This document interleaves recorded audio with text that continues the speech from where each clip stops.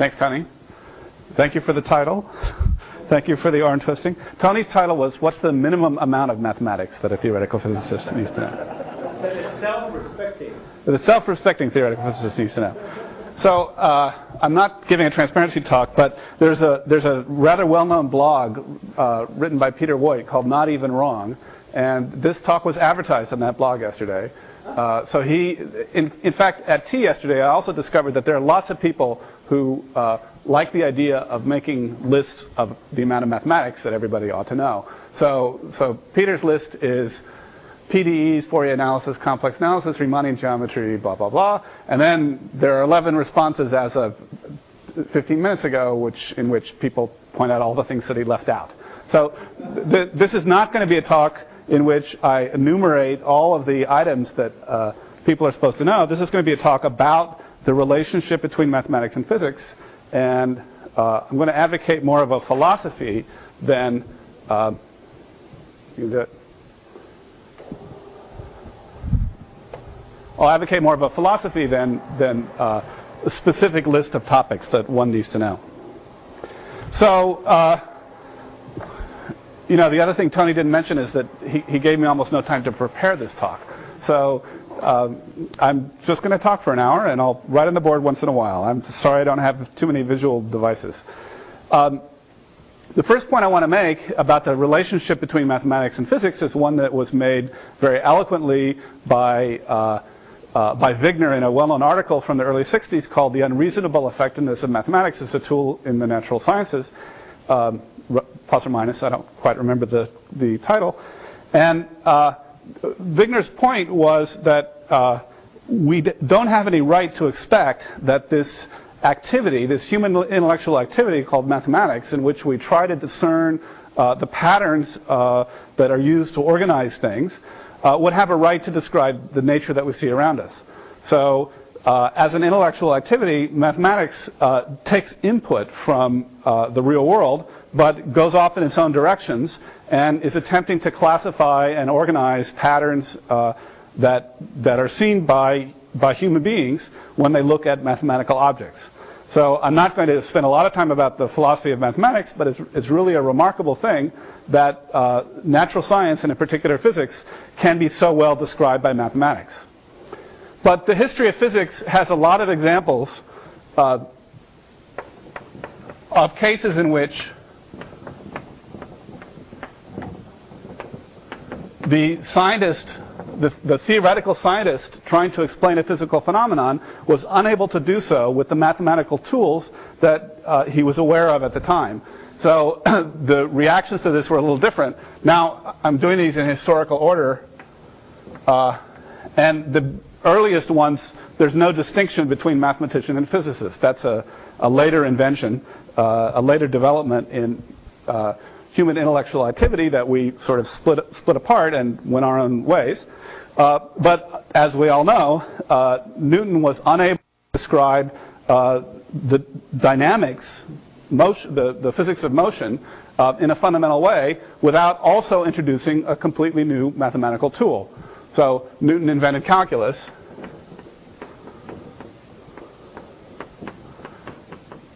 To describe motion.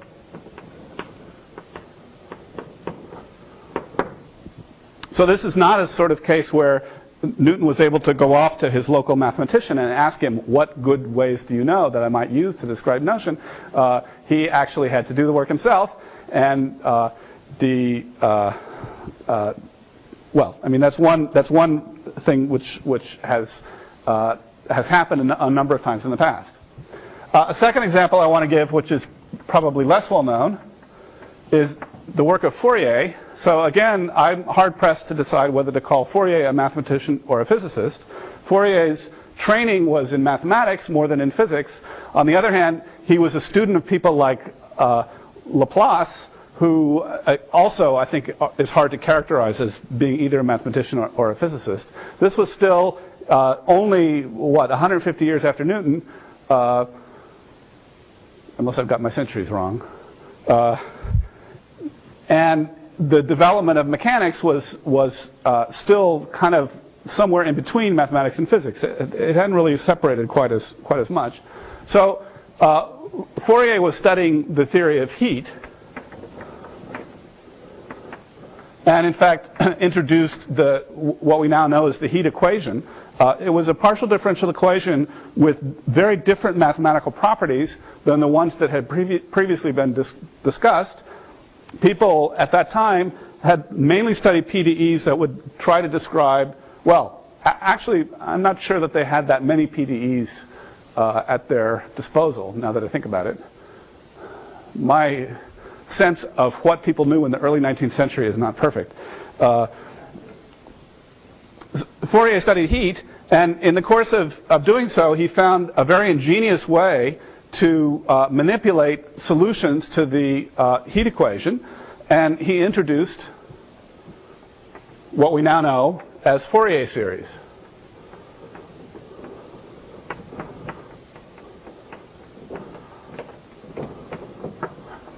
So Fourier series were met with almost universal when they were introduced. The notion that you could take a function like f of x and write it as an infinite series, this was fine. This was known to people doing calculus. They had things like Taylor expansions, Maclaurin expansions of functions. And those expansions had the nice property that when you took a finite number of terms, you got a better and better approximation to the thing that you were approximating, and you got the approximation that was better in a uniform way. Fourier, as we all know, took a periodic function and expanded it in some kind of, I'll write it in modern terms with the I, but he probably used sines and cosines, expanded it in terms of some other kinds of generating functions. And these Fourier series had the odd property that they can be used to approximate things that don't look like, to an early 19th century eye, don't look like proper functions at all. For example, a square wave. So if you have a square wave like this and treat it as a periodic function, then it's easy to use the techniques of Fourier series to write down an expansion for it. And as we know, I don't know if I can draw this freehand so well, but the Fourier expansion of a square wave sort of does this, right? It's got big peaks and then little peaks, and as you put in more and more terms, the big peaks get closer and closer to the square, and the little peaks flatten out more and more. But there's no sense in which the approximation is uniform. And in fact, the approximation really can't be uniform because of this discontinuity in the thing that you're approximating. So having manipulated calculus, derivatives, Taylor series type expansions for going on centuries at that point, mathematicians were very loath to consider this new kind of series. And in fact, if you look at the history of mathematical analysis in the 19th century, this introduction of Fourier series and its eventual acceptance really led people to analyze very carefully what was going on with function spaces completely. They were a prime source of inspiration to Cantor, who introduced many infinite concepts and set theory as we know it today. And in a way, they led to the kind of crisis in the foundations of mathematics, which occurred with the work of Gödel in the early 20th century. So it's maybe a little bit of a stretch to trace that all back to the introduction of Fourier series, but it was a rather radical departure from the mathematics that was comfortable in the day. And in fact, the leading mathematicians dismissed it as being insufficiently rigorous. In fact, there was a little priority fight. I'm not sure if I'm going to get the history of this correct, but there was somebody named Biot who had published some form of the heat equation a few years before Fourier, but had done so incorrectly. He did not have the mathematical technology adequate to understand what was going on, and it was really only Fourier a couple of years later, through introducing this new tool, who was able to successfully understand that bit of physics. I'm not going to do this forever, but I'll give two more examples. Third example is Heisenberg.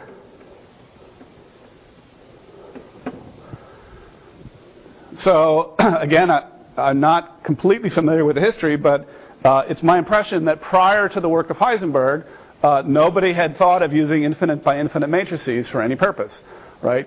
I mean, Heisenberg realized that matrix mechanics was somewhere around the right track for describing quantum mechanics the way he wanted to do so, but that finite-sized matrices were not going to do it, and introduced this calculus of infinite matrices, which later got sort of massaged by mathematicians into a much more palatable form, the form in which we usually present quantum mechanics today with Hilbert spaces and so on.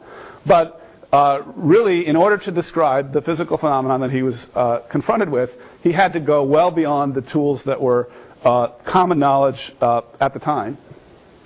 And my last example from, well, people are going to take issue with where I'm drawing the line between ancient history and modern history. So I'm going to call Gell-Mann ancient history, and then I'm going to call, the Atiyah-Singer index theorem, which was a couple years later, modern history. But never mind. When Gell-Mann in the early 60s was trying to think of symmetry principles which were adequate to describe the zoo of experimental results in particle physics from the 1950s, he stumbled on non-abelian continuous groups.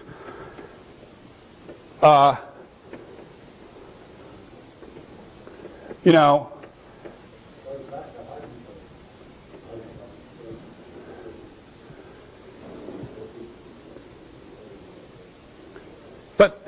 SU3. So non-abelian continuous groups which are not equal to SU2.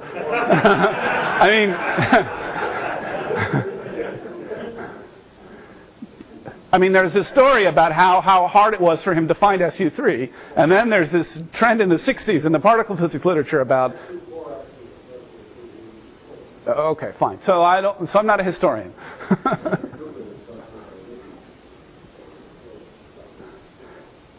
And I'm going to have a hard time making the case because the Yang-Mills paper, of course, is before this, right? So, so the mathematics was there, and I guess my point is that in order to give the description, Gell-Mann had to go beyond what was considered to be standard mathematical. No, so David doesn't like this example. But isn't there this famous story that Murray had trouble figuring out what SU3 was, and he asked, pardon?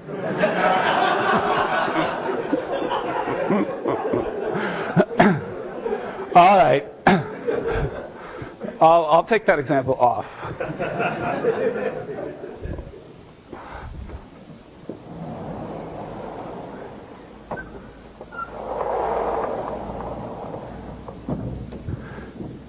So, anyway, I want to give a somewhat more extended discussion of a more modern interaction between mathematics and physics.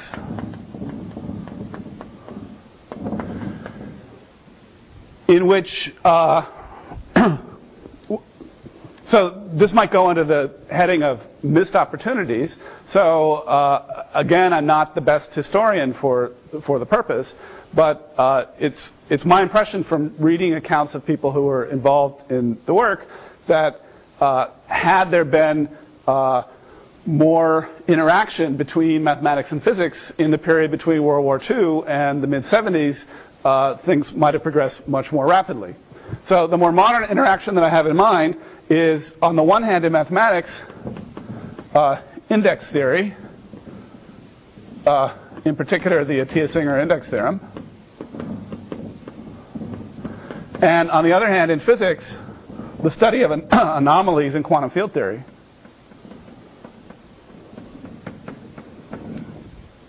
And really what was going on about both of these subjects was that they were independently developing many of the same ideas. So the story of the Atiyah-Singer index theorem is a quite pretty one. The signature index of a manifold started to emerge from the work of Hertzsprung in the 50s.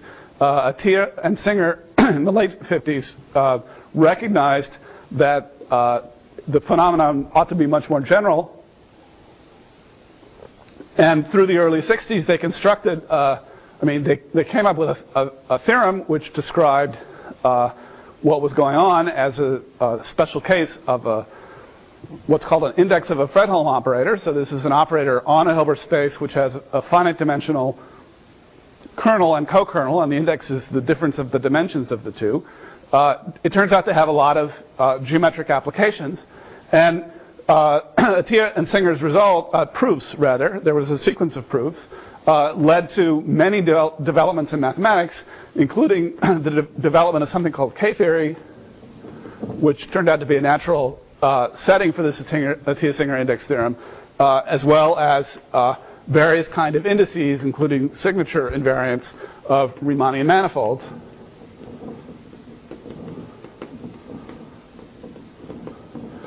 And it was a development that was happening purely within mathematics. K-theory was kind of in the air in the late 50s. K-theory, by the way, is the study of vector bundles on manifolds.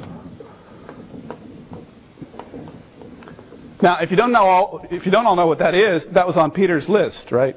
The thing I had on the transparency. You're all supposed to know what these various things are.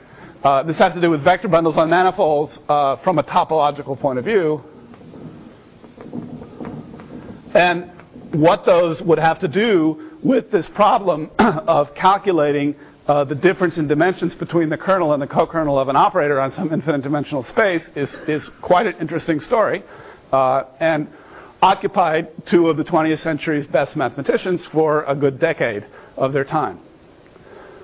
On the other hand, people were realizing, and again, I know the history of the mathematics better than that of the physics. So, David, when were they realizing? In the late 60s, perhaps. When is Jakif? Yeah, that perfectly good classical field theories might acquire anomalies when treated as quantum theories, and people were struggling to find techniques for calculating these anomalies. And the techniques which they encountered turned out to be, when notes were finally compared in the mid-70s, exactly the same thing that was going on with the index theory of Atiyah and Singer. So this is a case where if mathematicians and physicists had been in better contact at the time that anomalies were first being studied, progress might have been more rapid. And in fact, I think, well, let's see, there are various ways in which the final version of this subject in particle physics is presented.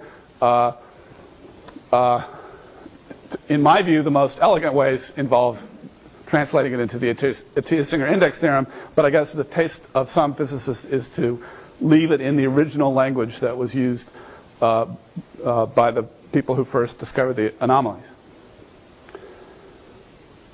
Okay, so what lesson are we supposed to learn from all this? I think the lesson that needs to be learned is that it's difficult to answer the question that Tony gave me, how much mathematics is required. So how much mathematics? It depends. Oh, sorry. I forgot one other example. So the last example is one where the story is not complete, and it's a little hard to tell how our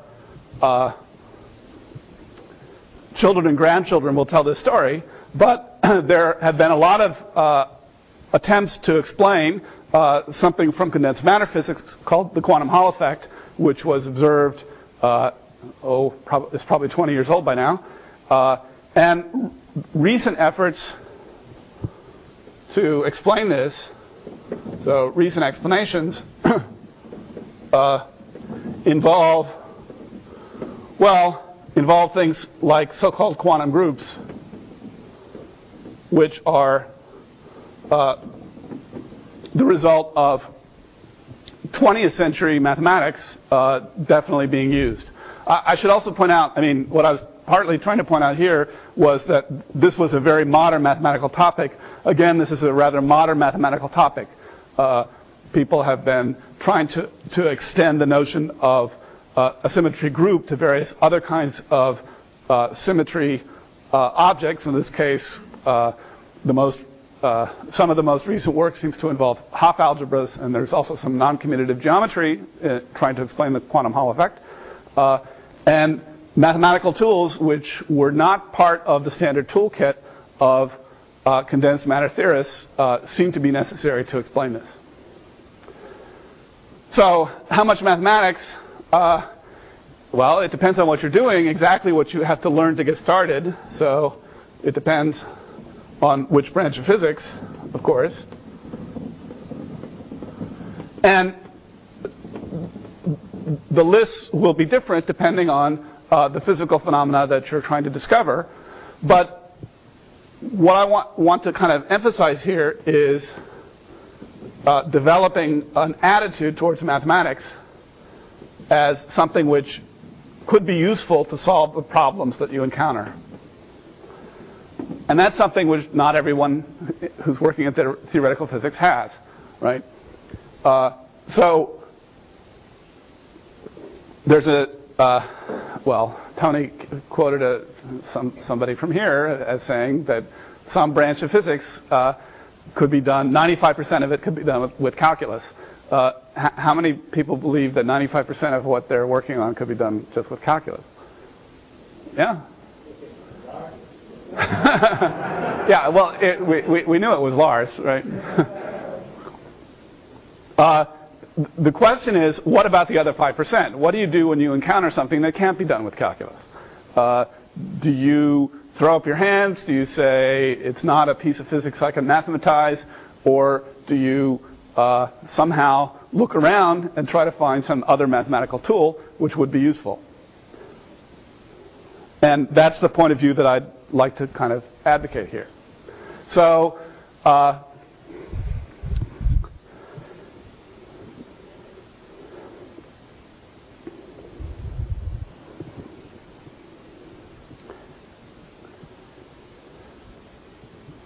so the attitude I'm advocating towards mathematics is acquire new mathematical knowledge, or be willing to acquire new mathematical knowledge, mathematical tools,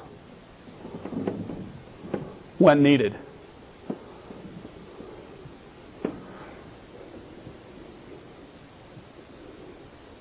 Now that's a hard thing to do. So in a way I'm saying, go down the hall and ask your local mathematician what to do, but I'm not really saying that because, as most of you know, talking to mathematicians is very hard. So this is, we think about the world differently than physicists do. I'm speaking with my mathematician's hat on now. We're interested in the most general setting of some result. We're not interested in the specific case that you have in mind.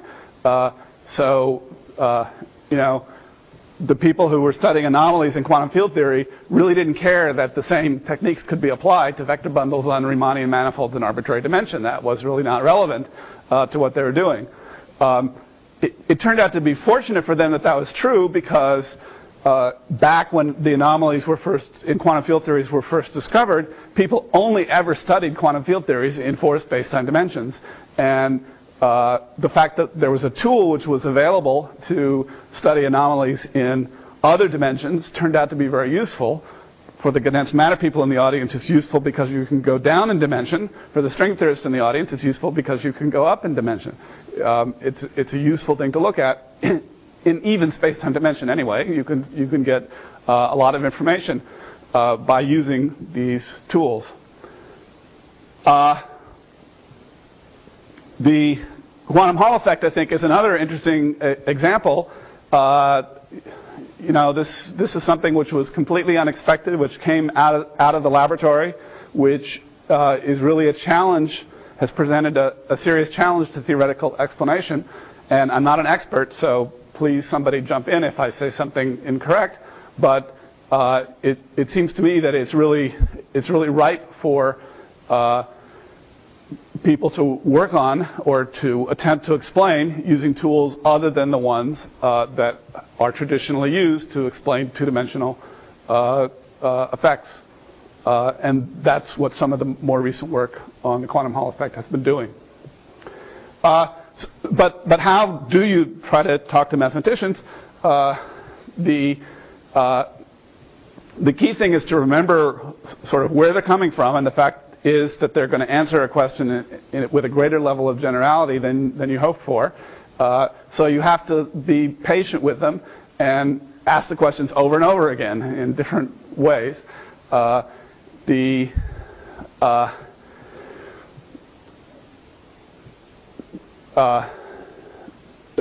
the other possible strategy, which is to go ahead and introduce your own piece of mathematics, as Fourier did, as I would say Feynman did in a way. I mean, the origins of quantum field theory in the immediate post-World War II period are really characterized by, I think, an awareness on the part of Feynman and Schwinger and so on that the kind of expansions that they were doing would not stand up to rigorous mathematical scrutiny, but also a real excitement that they had found a technique which was capable of solving the problems that they were trying to solve. And in a way, what they did was somewhat analogous to what Fourier did. They introduced a new way of looking at what were essentially mathematical objects, which were good for calculating the physical properties that they needed at the time, even though there wasn't an adequate mathematical theory underlying them at that time. Actually, even still to this day, is there not a decent underlying theory for that? So some combination of inventing your own new mathematics and being patient with the mathematician down the hall is, I think, a very useful possible skill. So it turns out that when you prepare a colloquium on short notice, you have no idea how long it's going to take, and I'm sort of running out of material, so maybe I will open it up to discussion at this point.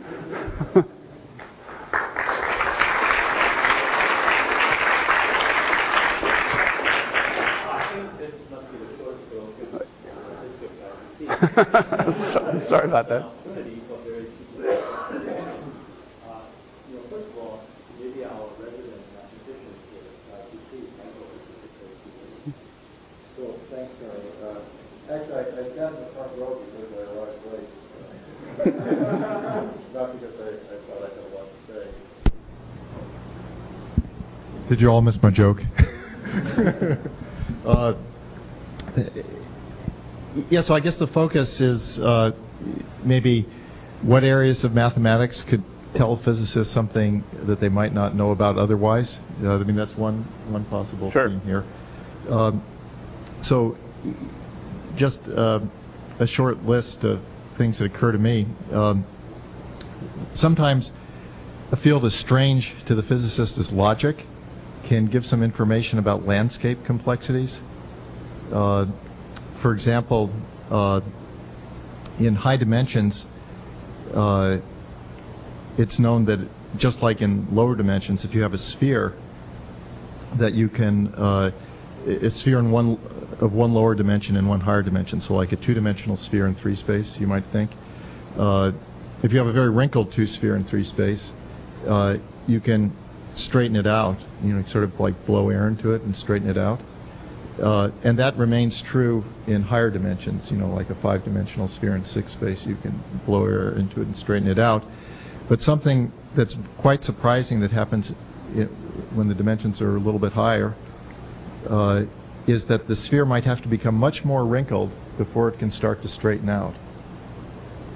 You have to go up over a pass before it starts to straighten out. And the only way we know this is by Gödel's theorem, by logic, because it's impossible to produce an algorithm for telling whether a fundamental group is trivial or not. And it follows from this that not only do you have to go over these high passes before the sphere becomes simpler, but the height of the passes is a non-recursive function of the initial complexity. So it's faster than any function you would care to write down.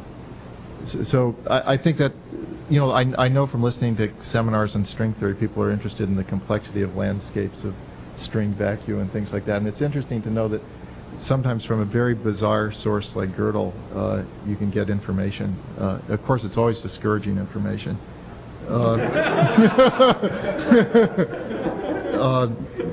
let's see, maybe a more prosaic example, but which David touched on, is quantum groups. That's a beautiful subject which produces candidate models for two-dimensional particle physics.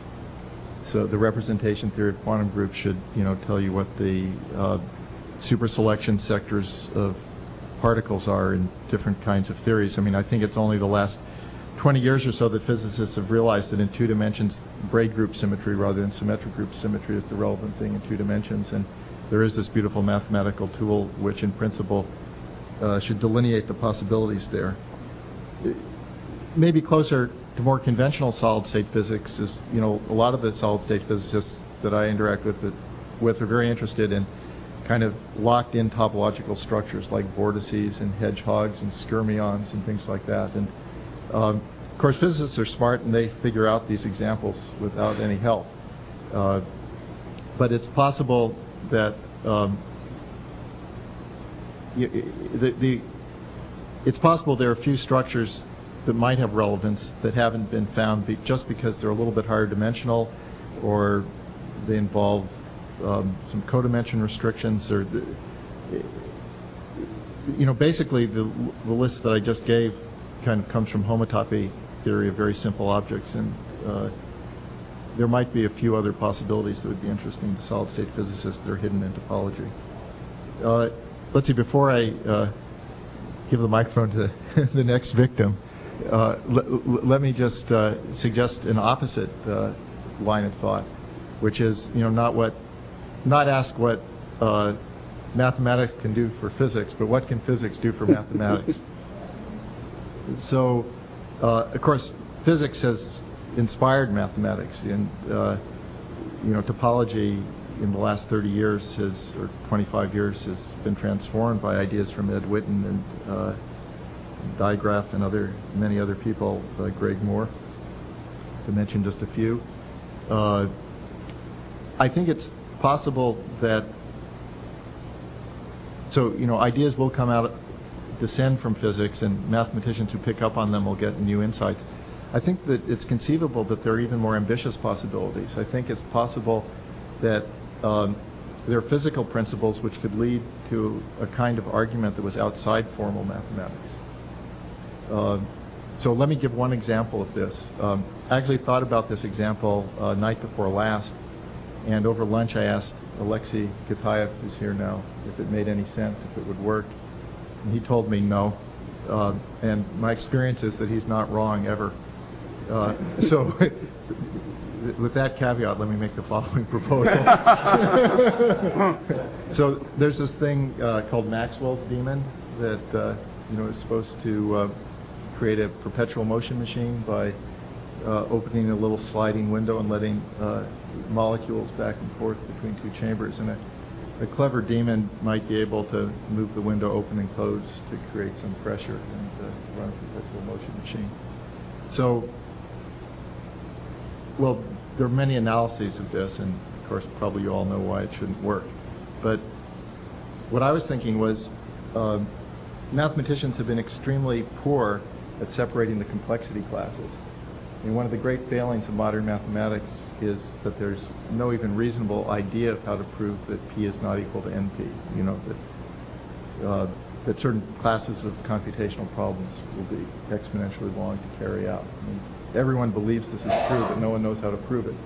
Well, maybe it can't be proved, or maybe we just aren't smart enough to prove it from ZF set theory. But maybe there's a hydrodynamic or a thermodynamic argument for it, an argument that would use physical principles. Maybe if you suppose that this Maxwell demon was sufficiently good at computing, then he could, if he could make extremely difficult computations very fast, maybe he could somehow beat thermodynamics and create pressure in one side of the chamber. And if you could make such an argument, then by contradiction you would have used physics to show that a certain mathematical conjecture is true. I don't know if you get $1 million for that argument or not. Well, you wouldn't have proved it in set theory, but mathematics should be flexible. If we figure out that we can prove interesting things, by broadening our axiom base, we will. Right.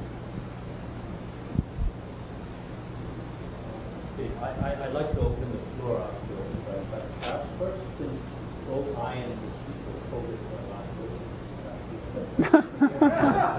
it's the thing that we're talking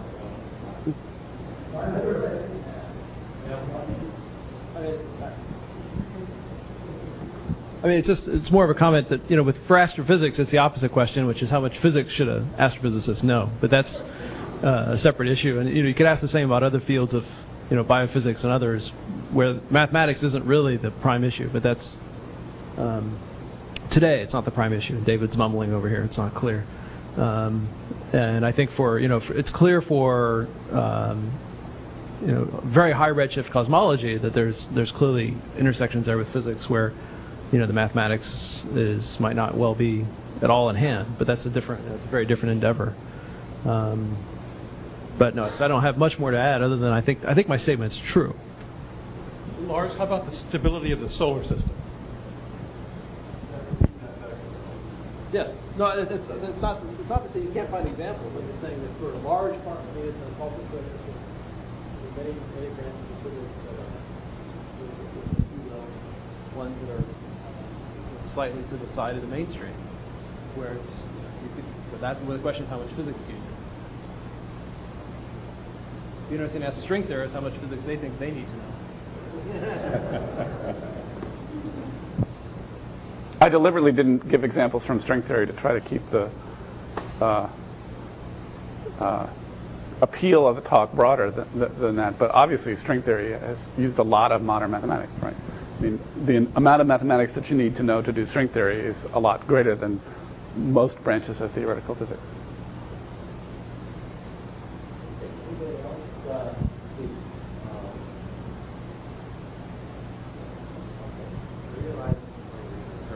What do you need to know and not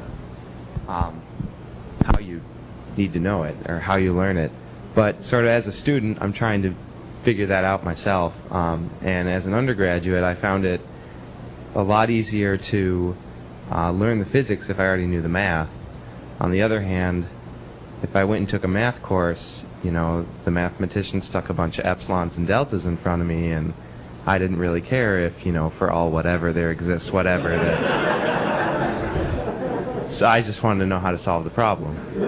So, I mean, maybe that's the wrong attitude to take if you want to go into theoretical physics. No, that shows it's the wrong attitude you want to take if you want to go into mathematics. But if you want to go into theoretical physics, you're just fine. You're doing just fine. Well, I mean, do you have any suggestions, or does anybody have any suggestions? David wants to respond.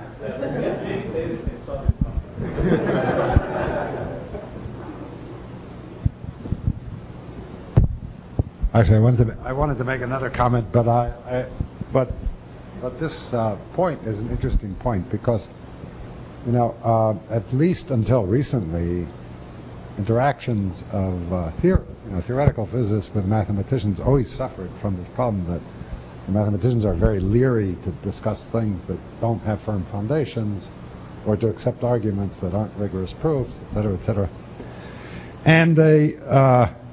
And some mathematical physicists would be of the same ilk. Yes. And they would warn you of the enormous dangers of, thinking the way you're thinking and going out on these limbs. And I, of course, never bought it.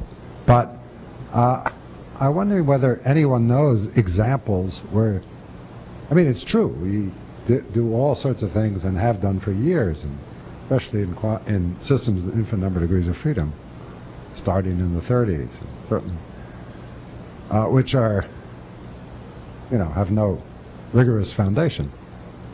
Most of quantum field theory still has no. But so what?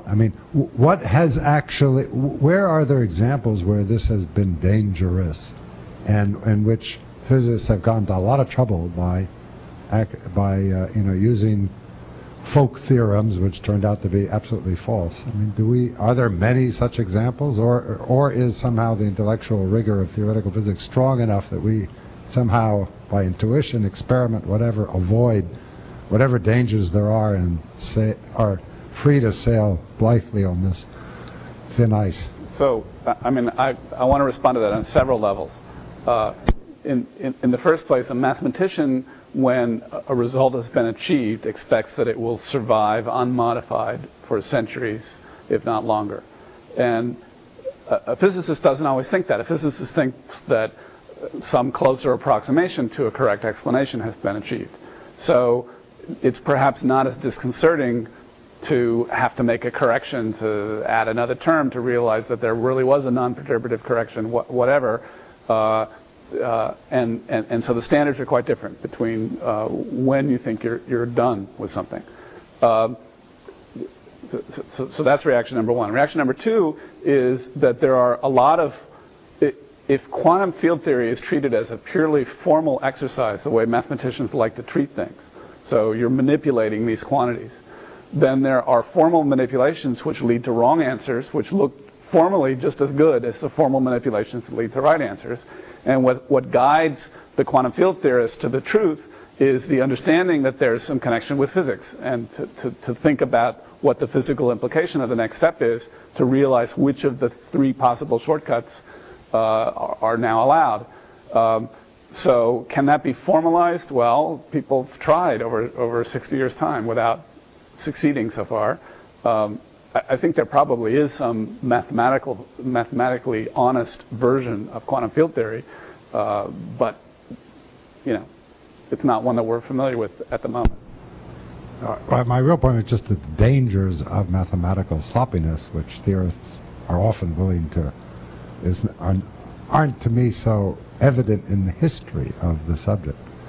It's not the biggest.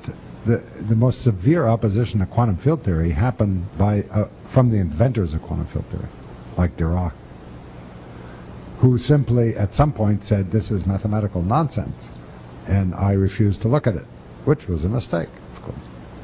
Whereas the people who went ahead, even though it was mathematically nonsense, right, people were had great success. So anyway, that's just a comment on the danger. Yeah. Now, I think this was also contributed to the lack of dialogue to a large extent. And the mathematics community has actually learned to tolerate a bit of this sloppiness because it's... Some of us have, anyway. Some of you have. Because it's produced results, not just for theories of nature, right, but also for mathematics. But it's been a struggle, and it continues. But it's an interesting question. Why? How do we manage to avoid all of these dangers of incorrect or sloppy mathematical thinking often? The second comment, which might be related, is that you started off, as one often does in discussing mathematics and physics, with quoting Wigner, and remarking on, how is it that this human invention is so effective in describing the natural world? Which, so I want to make a comment on that. I've done so in print on years ago, but it seems to me it's self-evident in a way, since mathematics I regard as real as physics. It's a language, it's an elaborate language that we, creatures of evolution in the physical world, have developed in order to understand the physical world.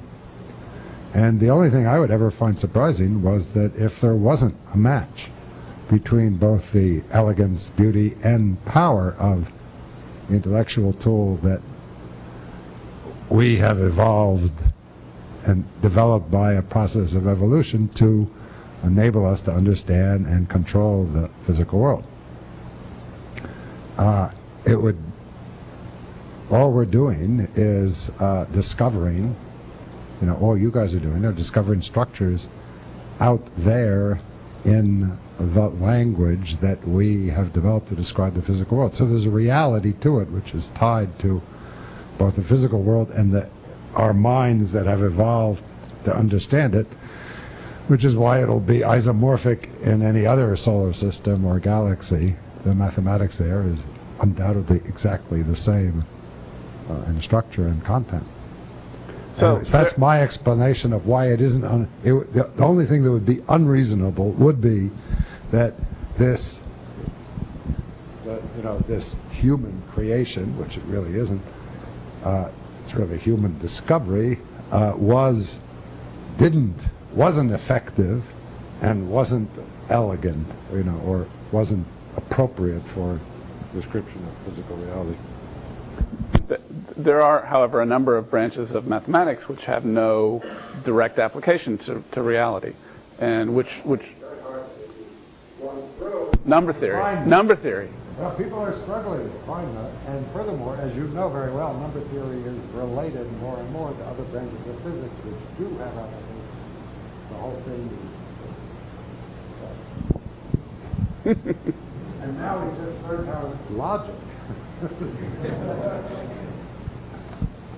By listening to this, one thing that I, at least within my own lifetime, within my own perspective, and thinking only in terms of facts, utility, how mathematics is useful for physics tool. It seems to me the most useful thing that mathematics can do is to limit the number of possibilities. So, for example, this Cartan classification of Lie groups and Lincoln diagrams you draw, and you say to the mathematician, say to the physicist, guys, these are the only possibilities. Right. Those are the things that are truly important. When the mathematicians limit the number of possibilities, rather than open up an infinite number of directions for physicists to look at. So, with the kind of techniques that Gell-Mann had in the 60s, in fact, he tells this famous story, he was randomly commuting 3x3 matrices around. I mean, he would never have discovered this classification, the fact that there's only finite, so to speak, finite number of possibilities. Mm-hmm.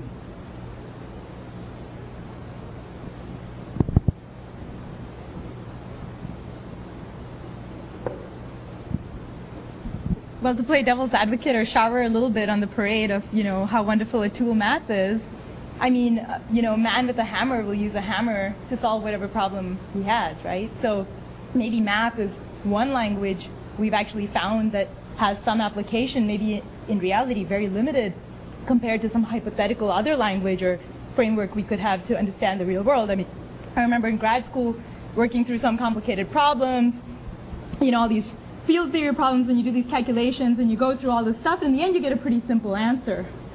But the manipulations it took to get you there, you start from something simple, you end with something simple, and in the middle is all this mess. So maybe if you had another framework, right, to do the calculation, it would be much easier. So it's just, maybe math is just the hammer we have, and we don't have a chisel, which is what we really need. And it's just like, when we have the nose, then we use the nose to prop our glasses up. It's not like the nose has evolved to be the best, part of our anatomy to put glasses on. It's just we make use of it. So let me just contrast the reaction of a physicist to the reaction of a mathematician to this experience that you relate of making a long computation and getting a simple answer. Physicist says, wow, I got the answer, that's great. And the mathematician says, as you did, I wonder if there's a theorem there that would let me shorten the computation. And the mathematician goes off and tries to find it. So I think, mathematicians are tool creators rather than being just equipped with a single tool. And look, I mean, the infinite matrix mechanics that Heisenberg sort of developed to do his theory would have been unintelligible to Fourier or Newton. Both of the fields are progressing. They tend to progress using different strategies and goals. And it's when they get to talk to each other and interact that we make progress, I think. We have many people here who have problems from very hard times.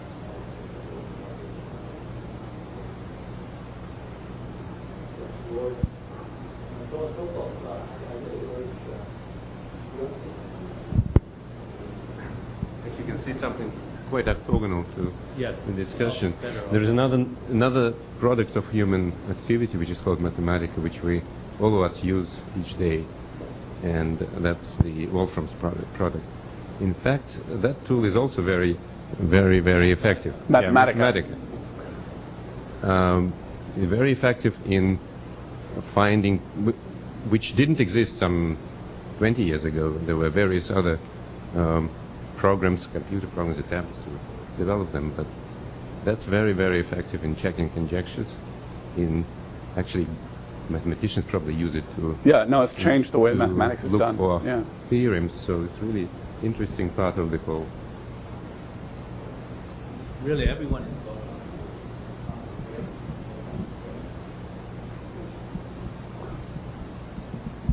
Well, I think that you should also worry about the possibility that you know too much mathematics. Certainly, that's something I worry about in this kinds of when I'm working on some problems. I'm wondering. I sometimes worry about, is it too much mathematics?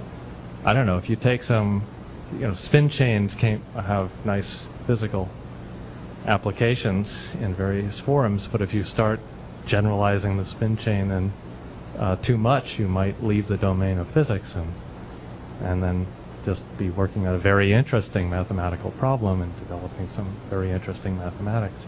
But I think you have to worry about that. The physics can inspire mathematics, but it can then develop to something that loses its connections with the original physical problem.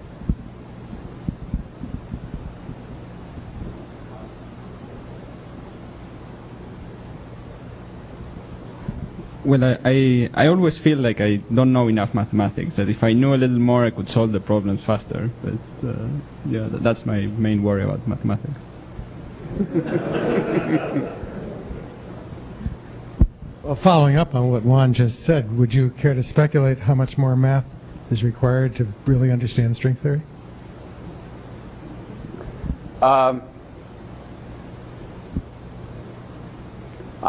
I like the story of the blind man and the elephant, the blind men and the elephant, right? The sense I think one still has after intense work on string theory for 25 years is that there is some underlying mathematical formulation of string theory that we don't understand yet. And I think we're more in the Newton or Fourier mode of needing something new to be invented and kind of groping our way towards what that might be. So it's hard to predict, since we haven't figured it out yet, it's hard to predict what it's going to look like or how much of a departure it's going to be. I don't think we have the right mathematical framework for describing string theory yet.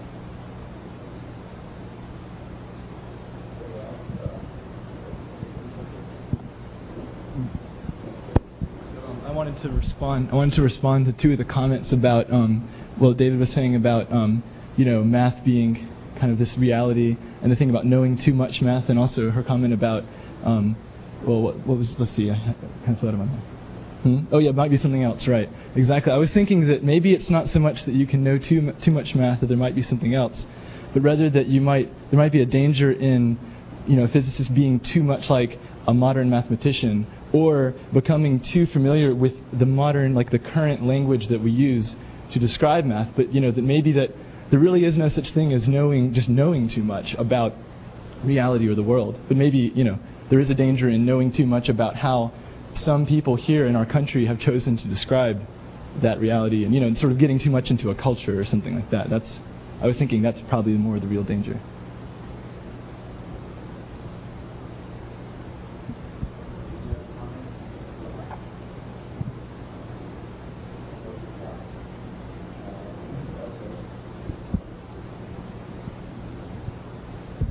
Hi. So I guess I wanted to turn around Wiener's question from a mathematician's point of view, the unreasonable effectiveness of physics and mathematics, and I guess this is more a question than a comment. But as Mike alluded to, in the last 20 or 30 years, there have been a number of very important and surprising applications of techniques coming in physics and low-dimensional topology and other things. And to me, coming as like a mathematical chauvinist, that seemed very surprising. I always felt very fortunate to be a mathematician because you've got like all of logical space to play around in. And these poor physicists are constrained by things related roughly to the real world, some infinitesimally small fraction of what one could be thinking about.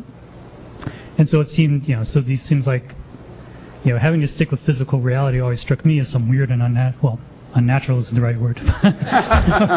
Some weird and arbitrary constraint on what we do. And yet, time and again, things that physicists do, including these dangerous non-rigorous techniques that David alluded to, come and give the right answers, and sometimes you get mathematical results that are clearly true, but we don't know how to prove them, and it's a familiar story. So to me, the surprising thing is that techniques developed to describe the real world are so effective in doing the sort of reality-free investigation that mathematicians like to do. So I don't know if anyone. Yeah. Okay.